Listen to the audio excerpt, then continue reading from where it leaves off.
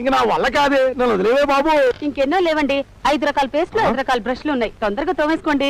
ఇదిగో టీవీలో వ్యాపార ప్రకటనలు అన్ని చూసి అవన్నీ నా మీద ప్రయోగించడం చాలా దారుణమే. ఇందులో దారుణం ఏముందండి? ఒక్కో పేస్ట్ లో ఒక్కొక్క విశిష్ట గుణం ఉందట. అవి ఎలా పనిచేస్తాయో తెలుసుకోవద్దు.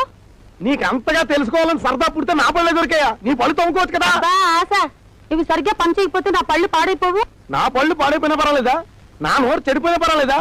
నా చెవులు వాచిపోయినా పర్వాలేదా? మరీ ఇంతగా తోమితే పళ్ళు అరిగిపోతాయి, నన్ను వదిలేవే. అదంతా కుదరదు, తోముకోవాల్సిందే. ఇప్పటికే నా నోరు సున్నబట్టిలాగా అయిపోయింది, నన్ను వదిలేవే తల్లి. అంటే తోముకోరన్నమాట.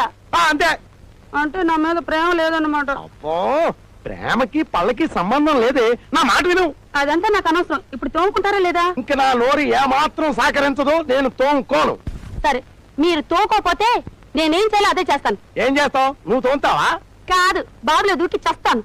అమ్మో, అంత పని చేయి.